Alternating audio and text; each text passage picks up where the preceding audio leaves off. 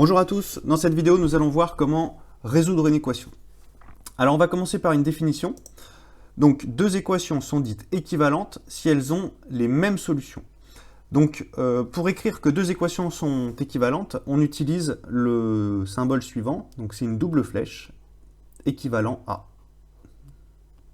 Voilà. Donc on écrit une équation d'un côté, une équation de l'autre, et donc ça indique que ces deux équations sont équivalentes, donc elles possèdent les mêmes solutions. Alors maintenant, on va passer à la propriété qui va nous permettre de résoudre les équations. La propriété, c'est la suivante. Si on effectue la même opération sur les deux membres d'une équation, on obtient une équation équivalente.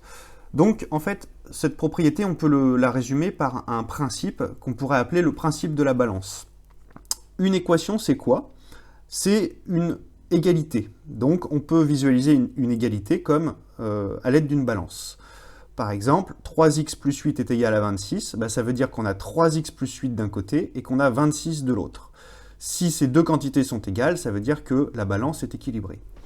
Et la propriété qu'on a écrite juste au-dessus, elle nous dit la chose suivante, elle nous dit que si on fait une opération à gauche de la balance et qu'on fait la même à droite, la balance va s'équilibrer. Autrement dit, 3x plus 8, si on enlève 8 d'un côté, et qu'on fait exactement la même chose de l'autre côté, qu'on enlève 8 aussi à droite, dans ces cas-là, la balance ne changera pas et donc on aura toujours l'égalité. Alors, la seule opération qu'on ne peut pas effectuer sur une équation, c'est la division par 0. C'est impossible de diviser par 0 en mathématiques, donc il n'y a pas de raison qu'on puisse le faire pour les équations. Donc en fait, pour résoudre une équation, on va utiliser ce principe dit de la balance. On va l'utiliser de manière à transformer notre équation petit à petit en une équation plus simple, jusqu'à ce qu'on arrive à x est égal à quelque chose qui nous donnera la solution. Donc, on commence, 3x plus 8 est égal à 26, on va commencer par essayer d'éliminer le 8 ici.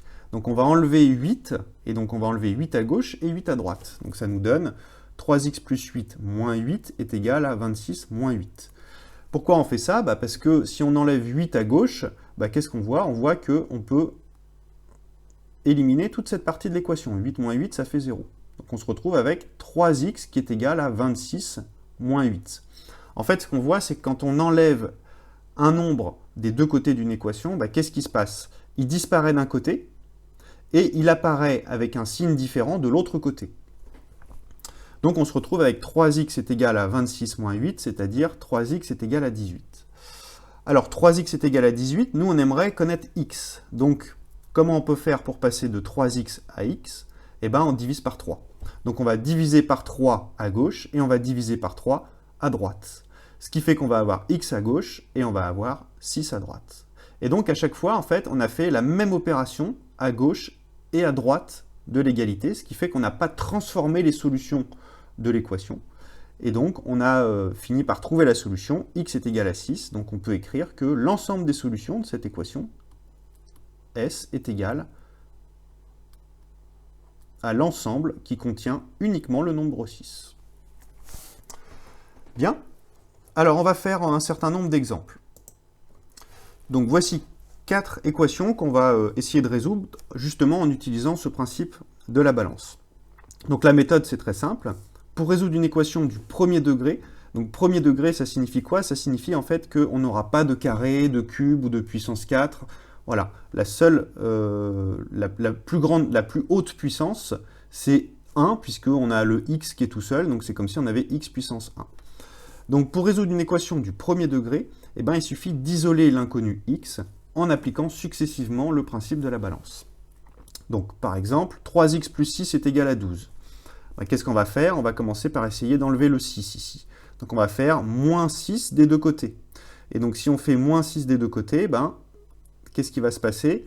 Le 6 à gauche va disparaître, puisque 6 moins 6, ça fait 0. Et il va réapparaître à droite, donc ça nous fait 12 moins 6. Donc 12 moins 6, c'est égal à 6. Donc on a 3x qui est égal à 6.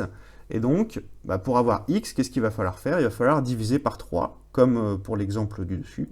Donc ça va nous donner x est égal à 6 divisé par 3. c'est-à-dire 2. Donc, l'ensemble des solutions, c'est l'ensemble qui contient uniquement la valeur 2.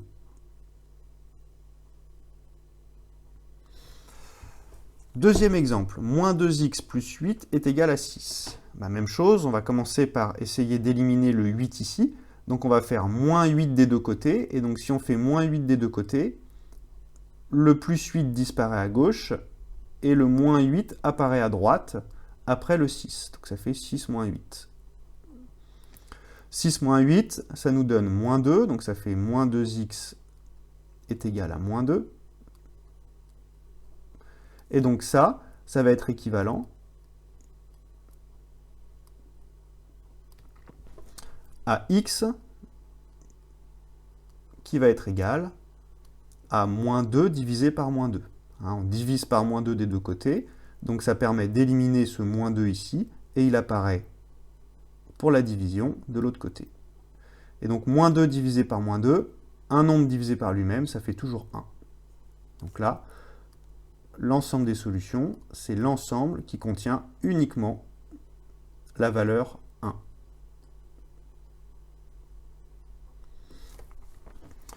Alors, ici, on a des x à gauche et à droite. Donc la première étape, en fait, c'est d'essayer de regrouper tous les x d'un côté et tous les nombres de l'autre. Donc on va commencer par déplacer le 2x à gauche. Donc pour le déplacer à gauche, il faut qu'on fasse l'opération moins 2x sur l'équation. On va faire moins 2x à gauche et moins 2x à droite. Donc si on fait moins 2x à gauche, il apparaît de ce côté-là, donc moins 2x, et il va être éliminé à droite.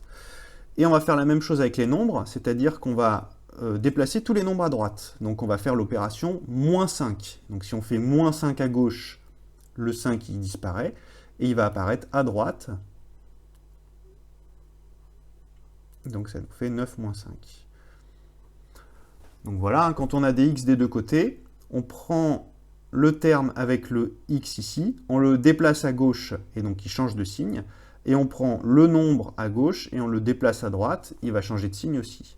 Donc on avait 2x, on a moins 2x, on avait 5, on a moins 5. Les deux autres termes ne bougent pas de place, donc ils ne changent pas de signe. Alors 3x moins 2x, ça nous fait 1x. 1x est égal à 9 moins 5, c'est-à-dire 4. D'accord ? Donc 1x, c'est comme si on avait x. Donc x est égal à 4, donc on a une solution. L'ensemble des solutions, ici, c'est l'ensemble qui contient uniquement le nombre 4. Alors, même type d'équation, 4 moins x est égal à 2x plus 7. Donc même chose, on va déplacer tous les x à gauche et tous les nombres à droite. Donc, ici on a 2x, donc ça va se transformer en moins 2x quand on va le déplacer à gauche. Donc ça nous fait moins x, moins 2x. Et donc ça va être égal à 7. Donc 7, il est de ce côté-là, il ne bouge pas. Et par contre, on va déplacer le 4 qui est à gauche et on va le déplacer à droite. Donc on va faire moins 4 des deux côtés. Et il va apparaître à droite en négatif. Donc ça nous fait 7 moins 4. D'accord ? Donc le 2x s'est transformé en moins 2x à gauche, et le 4 s'est transformé en moins 4 à droite. Les deux autres termes, moins x et 7, n'ont pas bougé, donc ils ne changent pas de signe.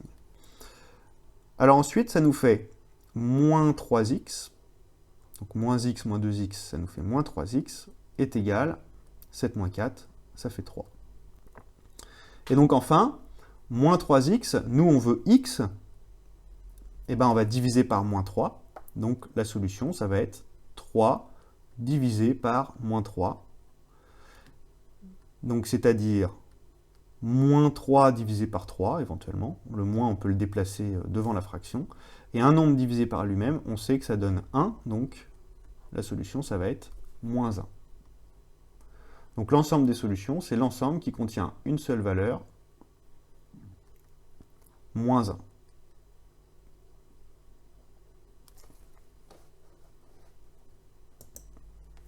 Donc en conclusion, pour résoudre une équation, on applique le principe de la balance, c'est-à-dire on fait la même opération à gauche et à droite de l'équation.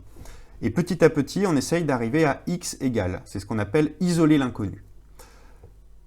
Un principe qu'on peut utiliser, quand on déplace un terme de place dans l'égalité, si par exemple on déplace le 6 qui est à gauche, on le déplace à droite, et bien dans ces cas-là, il change de signe. Et donc enfin, quand on veut passer de moins 2x par exemple à x, et ben on divise par le nombre qui est devant le x, donc par moins 2. C'est la fin de cette vidéo, merci de l'avoir visionnée. Tu pourras trouver davantage de ressources sur ma chaîne ou sur mon site internet www.zmath.net.